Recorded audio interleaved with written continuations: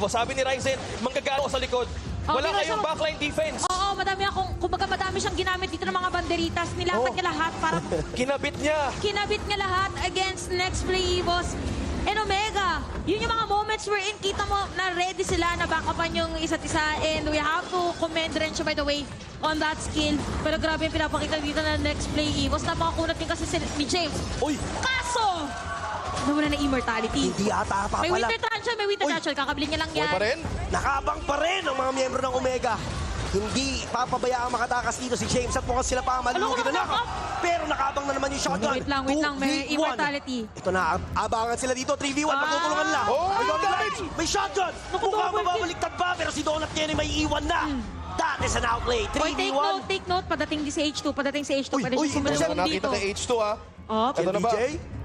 Op, naku, may iwan si Ken. tahimik lang. 2 against 1. Pwedeng maipit, pwedeng sandwich play, pero ngayon may naka pa rin. Grabe, naka. Habol si H2, wow!